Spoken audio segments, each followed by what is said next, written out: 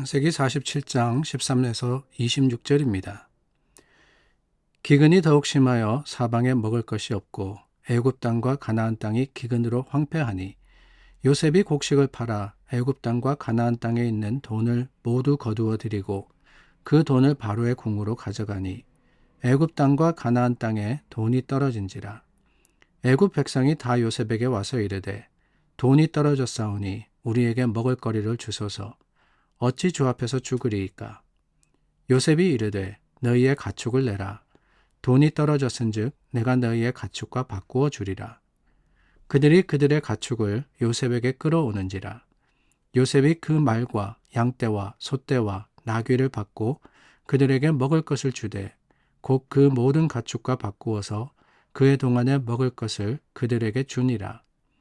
그 해가 다 가고 새해가 되매 무리가 요셉에게 와서 그에게 말하되 우리가 주께 숨기지 아니하나이다. 우리의 돈이 다하였고 우리의 가축대가 주께로 돌아갔사오니 주께 낼 것이 아무것도 남지 아니하고 우리의 몸과 토지뿐이라. 우리가 어찌 우리의 토지와 함께 주의 목전에 죽으리이까? 우리 몸과 우리 토지를 먹을 것을 주고 사소서. 우리가 토지와 함께 바로의 종이 되리니 우리에게 종자를 주시면 우리가 살고 죽지 아니하며 토지도 황폐하게 되지 아니하리이다. 그러므로 요셉이 애굽의 모든 토지를 다 사서 바로에게 바치니 애굽의 모든 사람이 기근에 시달려 각기 토지를 팔았음이라. 땅이 바로의 소유가 되니라. 요셉이 애굽 땅 이 끝에서 저 끝까지의 백성을 성읍들에 옮겼으나 제사장들의 토지는 사지 아니하였으니 제사장들은 바로에게 녹을 받음이라.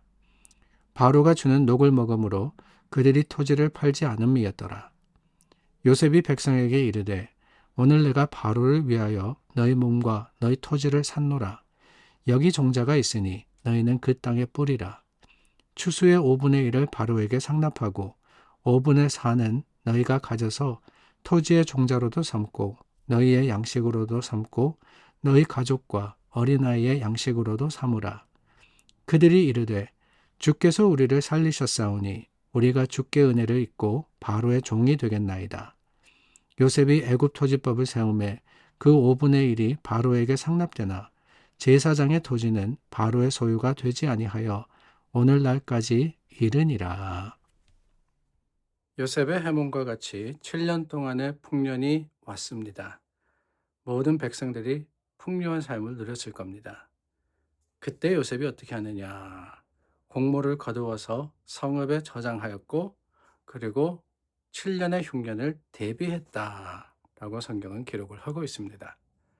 그런데 오늘 본문의 말씀을 미루어 보아서 애굽 사람들 중에 많은 사람들이 7년의 풍년 동안 전혀 다가올 7년의 흉년을 준비하지 않았다라는 것을 짐작해 보게 됩니다. 극심한 가난과 그리고 기근이 올 것을 몰랐던 것이 아닙니다. 그러나 준비를 하지 않았다라고 하는 것이지요. 얼마나 안타까운 일입니까? 하나님께서 바로에게 주신 꿈, 그리고 하나님의 계획은 다름이 아닙니다. 7년 동안의 풍년을 통해서 준비하고 예비해서 7년의 이 흉년을 잘 넘어가라라는 것이었는데 듣지 않았다, 예비하지 않았다라고 하는 거예요. 말씀이 있었습니다. 그러나 말씀을 따라서 그 말씀대로 준비하지 않는 것, 이 일만큼 안타까운 일이 어디 있겠습니까? 노아가 방주를 만들 때 많은 사람들이 보았습니다. 그러나 믿지 않았습니다. 소돔과 고모라가 멸망하기 전에 롯과 그리고 사위들, 이 멸망에 대해서 들었지만은 롯의 사위들은 전혀 신경 쓰지 않았습니다. 오늘 우리도 하나님의 말씀을 듣지만 그 말씀에 대해서 어떻게 반응하느냐, 사실 이게 더 중요한 게 아닌가라는 생각이 듭니다. 들었다가 다가 아니라는 거예요. 들었다면 그 들음을 어떻게 할 것이냐, 우리가 주의하고 살아가야 하는 것, 이게 하나님의 뜻이자 또한 주님께서 우리에게 주신 지혜인 줄을 믿습니다. 자, 오늘 말씀해 보니까 이렇게 예비한 요셉과 그 반면에 그러지 않았던 사람들, 온 땅에 드디어 흉년이 왔을 때 어떻게 하느냐. 사람들이 돈을 내서 준비된 것을 사게 됩니다. 그런데 돈이 다 떨어졌을 때 어떻게 하느냐. 그때는 가축과 바꾸어서 먹을 것을 사게 되죠. 더 나아가서는 그들이 스스로 노예가 되어서 스스로 종으로 팔려가서 먹을거리를 얻게 됩니다. 여러분, 이 모든 과정, 해가 바뀔 때마다 먹을 것이 없어서 준비된 것이 없기 때문에 이렇게 종까지 되는 그런 일들, 사실 말씀을 듣고 그 말씀대로 했다라고 하면은 여기까지는 가지 않았을 수도 있지 않는가라는 안타까운 생각이 먼저 듭니다. 그러나 여러분, 우리가 이 말씀을 읽으면서 또 드는 생각이 뭐냐.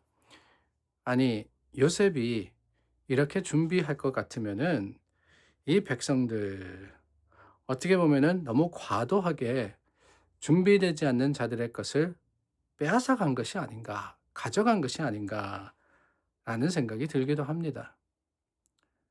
그러나 여러분, 여기서 우리가 생각하고 우리가 살펴야 되는 것은 다름이 아닙니다.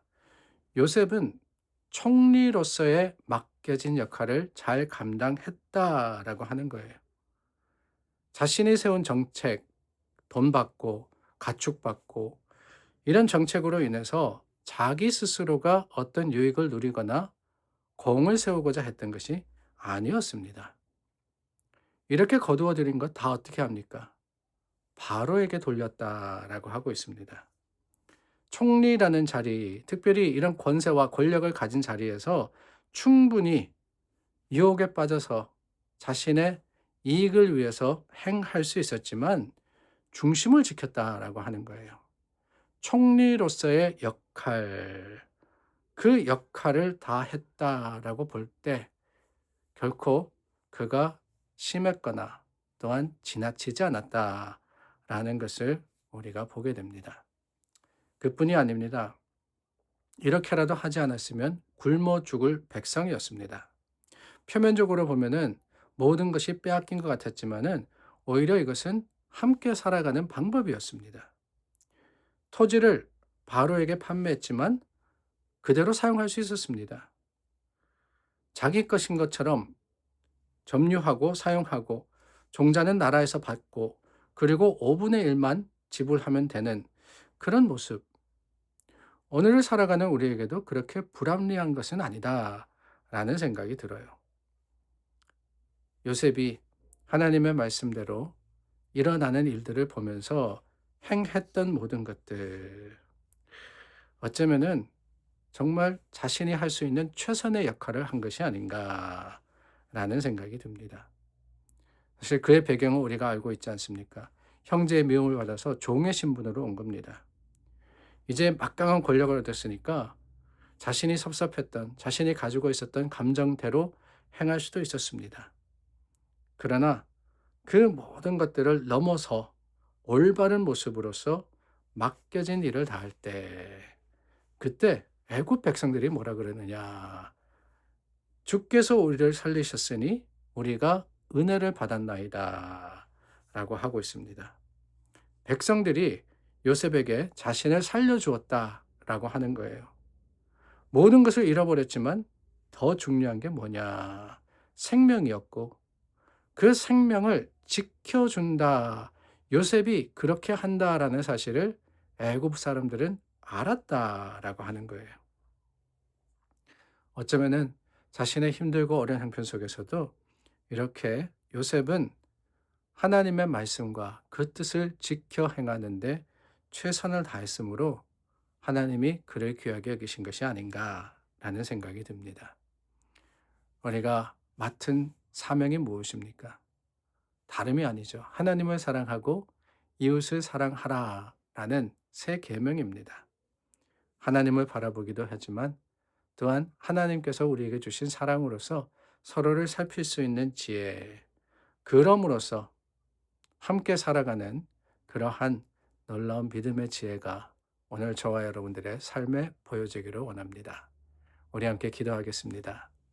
참 좋으신 하나님 감사합니다. 우리를 하나 되게 하셨고 서로 함께하게 하셨습니다. 그 주님의 뜻 가운데 사랑하고 세워가며 또한 주님 안에서 서로에게 덕이 되는 귀한 믿음의 공동체가 되게 하여 주시옵소서. 예수님의 이름으로 기도드립니다. 아멘. 메모리얼 데이입니다. 오늘 하루 또 쉬시고 그 쉼을 통해서 새 힘을 얻으시는 여러분들이 되시기를 바랍니다. 우리 함께 기도하겠습니다.